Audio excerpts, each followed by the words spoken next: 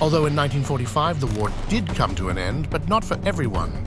Buckle up, because we are taking a ride into the past to explore the tale of 3 soldiers who kept hiding from the outside world, thinking they were in a war and were surviving in the wilderness, believing they were still at war.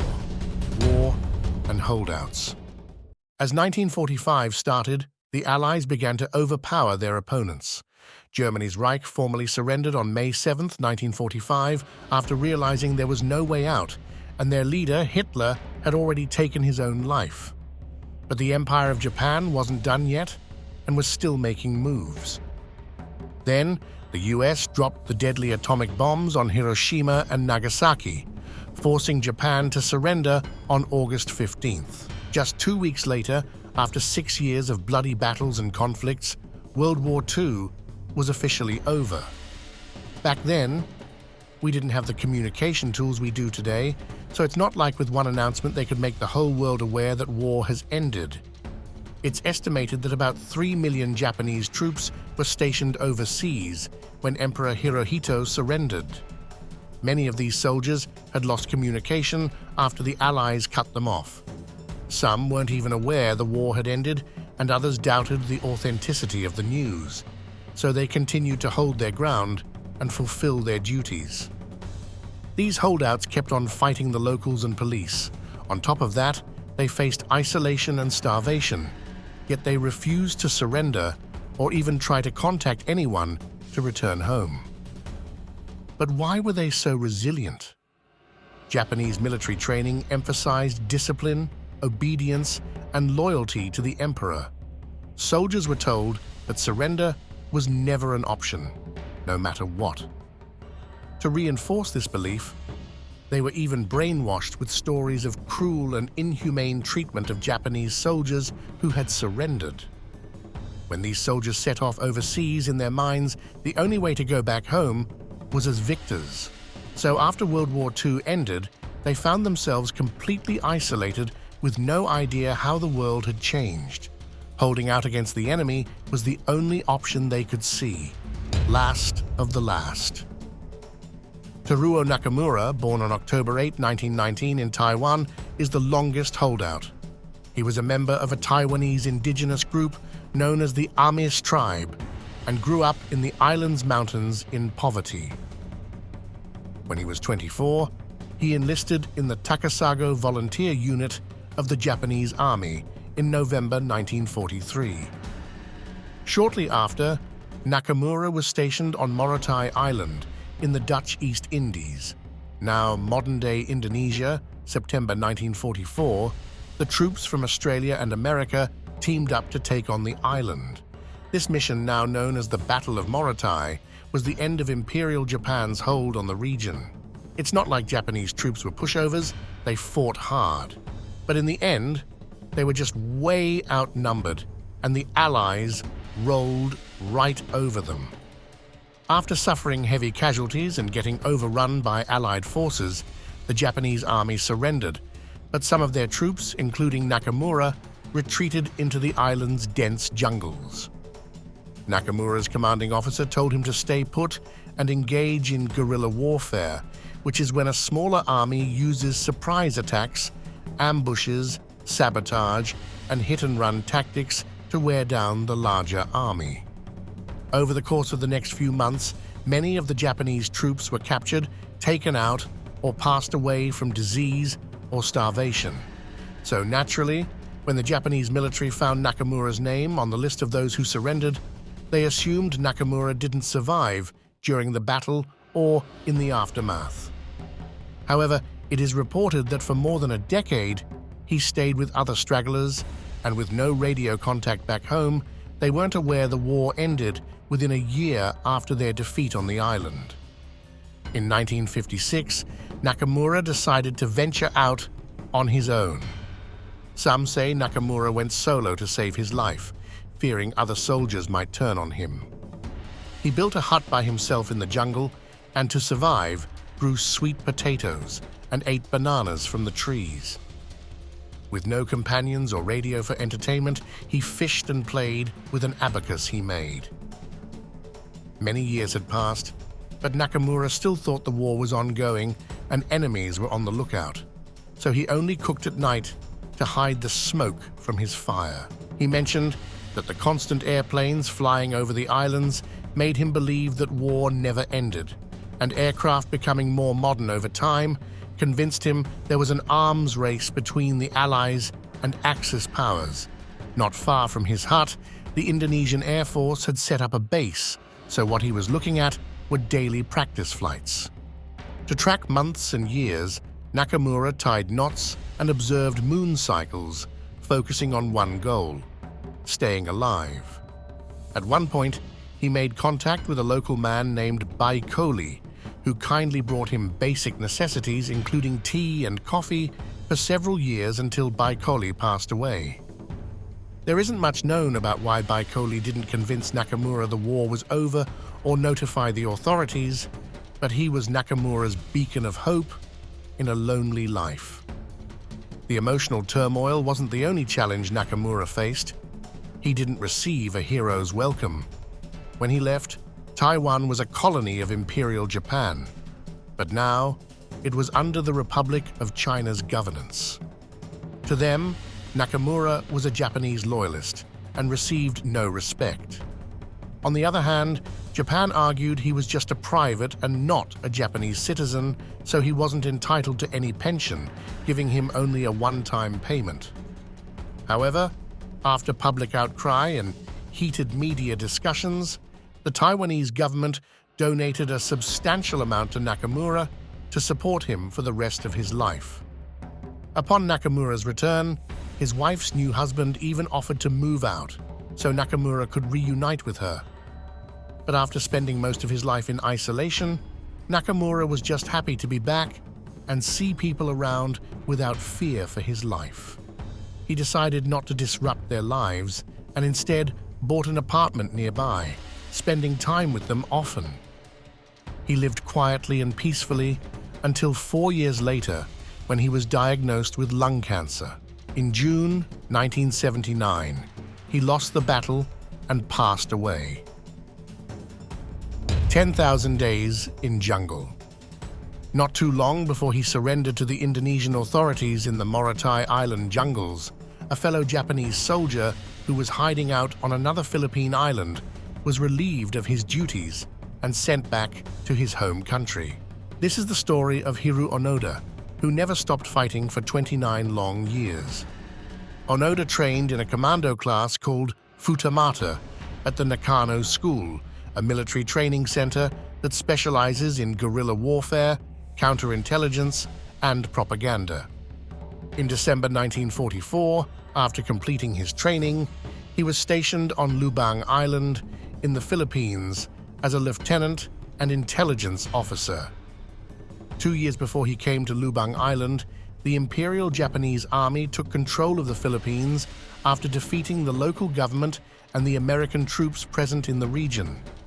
But the U.S. Army was constantly trying to regain control, and by the time Onoda arrived, the U.S. Army's counter-invasions had already forced many Japanese troops out of the major Philippine islands. But to his disappointment, the superiors dismissed his plans and stopped him from carrying out his assignment. Instead, they decided to fight the invading army head-on instead. But things didn't go well for the Japanese troops, and they were quickly defeated. So, putting his training to use, Onoda took 3 fellow soldiers and retreated into the woods.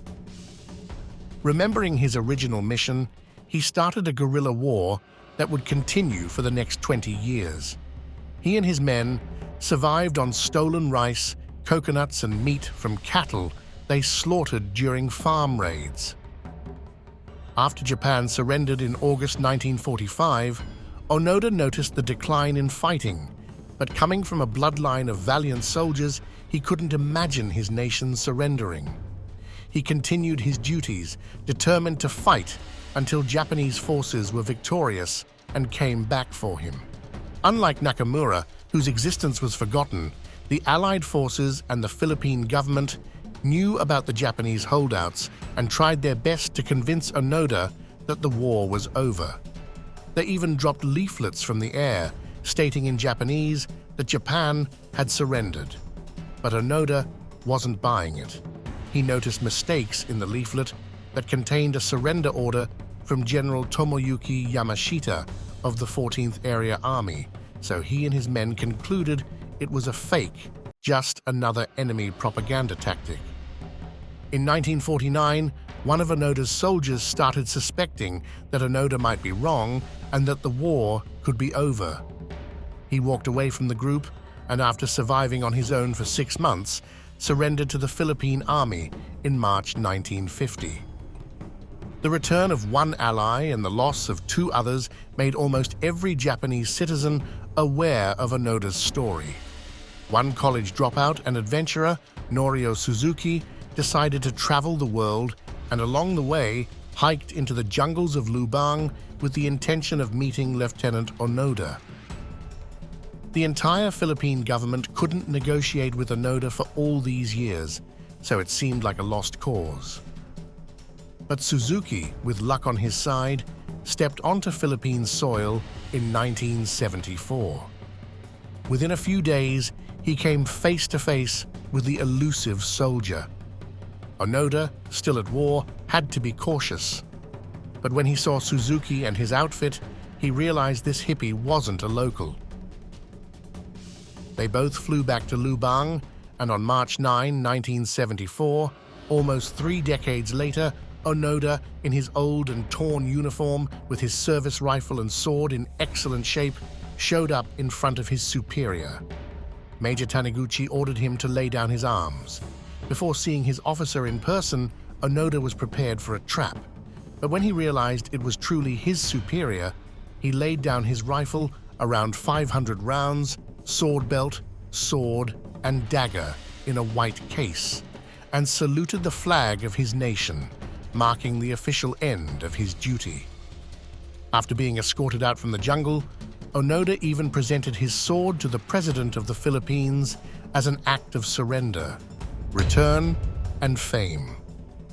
On March 12, 1974, the plane carrying Hiroo Onoda touched down in Japan, and he was greeted as a hero with cheers all around.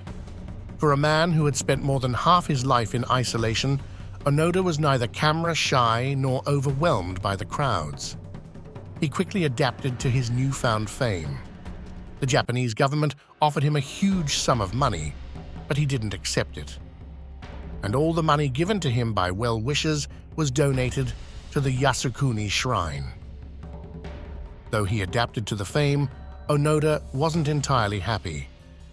The truth about Japan surrendering to the Allied powers and dissolving their military didn't sit well with him. In April 1975, he decided to leave Japan once again, this time for Brazil, where he became a cattle farmer. In Brazil, he married and took on a leading role in the Japanese-Brazilian community, even allowing Brazilian air forces to conduct training sessions on his land. In 1980, after hearing about troubling youth incidents in Japan, he returned to set up educational camps for the youth throughout Japan. The purpose of Onoda Shizenjuku, which translates to Onoda Nature School, was to connect young Japanese to the natural world and build positive values. In 1996, Onoda went back to visit the island where he had spent a significant part of his life to donate around $10,000 raised by his wife to a local school. However, it wasn't a warm welcome.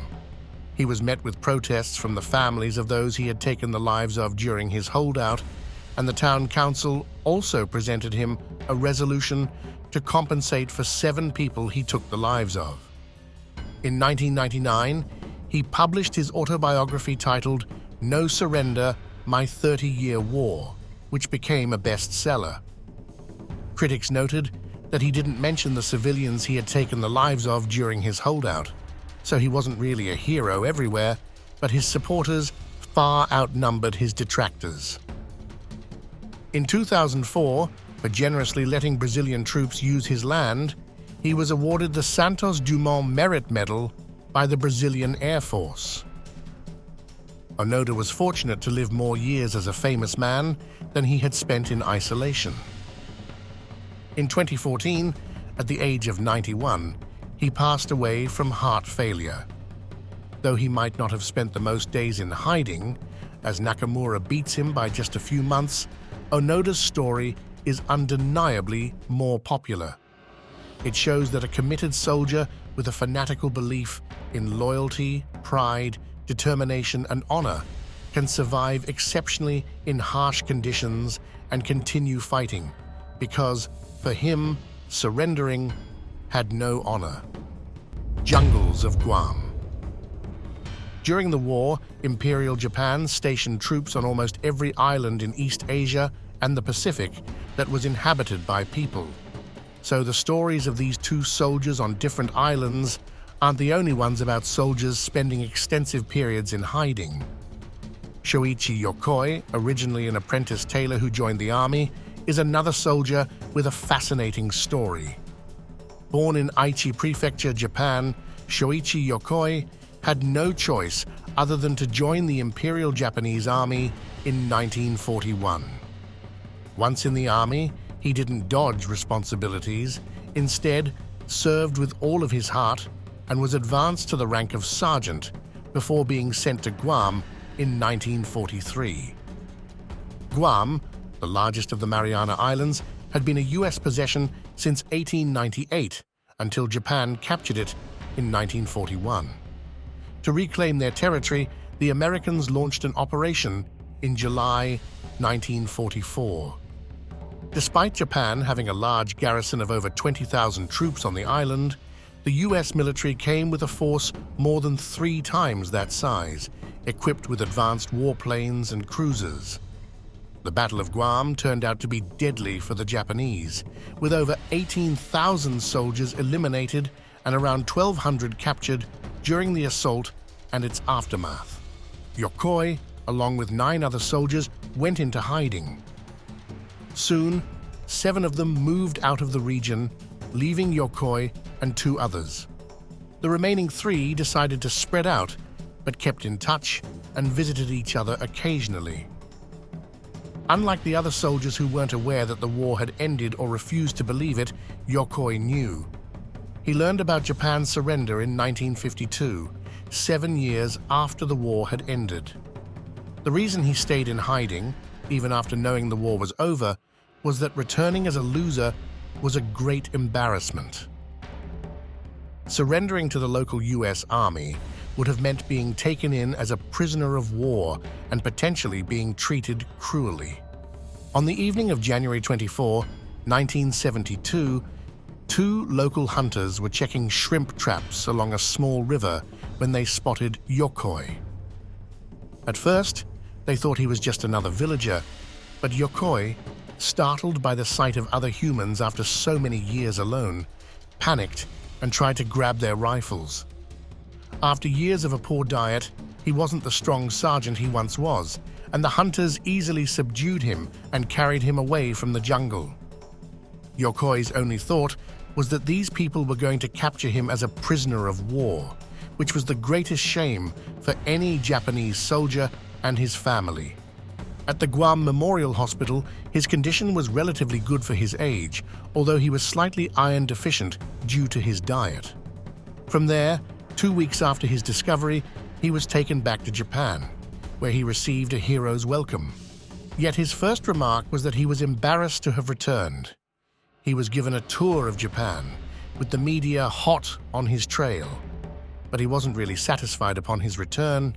He had literally stepped into a new world.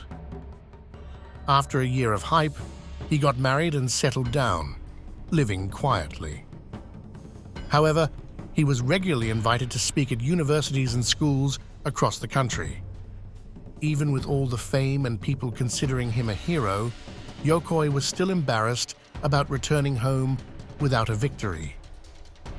While visiting the imperial grounds, he stated that he deeply regretted not serving the Majesties well, and even though the world had changed, his determination to serve them never would.